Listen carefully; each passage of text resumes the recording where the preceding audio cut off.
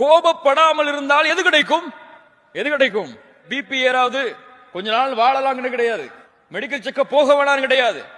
கோபத்தை அடக்கினால் சொர்க்கம். ரசூலுல்லாஹி ஸல்லல்லாஹு அலைஹி வஸல்லம் இடத்தில் ஒரு நபித்தோழர் கேட்கிறார், யா ரசூலல்லாஹ், ஒரு அமலை சொல்லுங்கள், அந்த அமல் என்னை சொர்க்கத்தில் அழைத்து செல்ல வேண்டும். லா தக்தப் வலக்கல் ஜன்னah, கோபப்படாதே, உனக்கு சொர்க்கம் உண்டு. உஇத்தத் லில் முத்தகீன், அந்த சொர்க்கம் அவர்களுக்காகத்தான் தயாரிக்கப்பட்டிருக்கிறது. அவர்கள் யார்? கோபத்தை விழுங்குவார்கள். ரசூலுல்லாஹி ஸல்லல்லாஹு அலைஹி வஸல்லம் சொன்னார்கள், ரொம்ப அழகான ஹதீஸ், யார் ஒருவர் கோபத்தை கட்டுப்படுத்துகிறாரோ அதை வெளிப்படுத்துவதற்கு தகுதி இருந்தும், வெளிப்படுத்த முடியும் என்ற நிலைமை இருந்தும், யார் கோபத்தை கட்டுப்படுத்துகிறாரோ அல்லாஹ் ரப்புல் ஆலமீன் நாளை மறுமையில் படைப்புகளுக்கு முன்னால் அவரை அழைத்து சொல்லுவான், ஹூரிலின் பெண்ணில் எந்த பெண் உனக்கு தேவையோ எடுத்து செல் என்று. உங்க மனைவி உங்களை கோபப்படுத்துறாங்கன்னு சொன்னா அந்த கோபத்தை விழுங்குங்கள், அல்லாஹ் இந்த பெண்ணை விட சிறந்த பெண்ணை மறுமையில் தருவான்.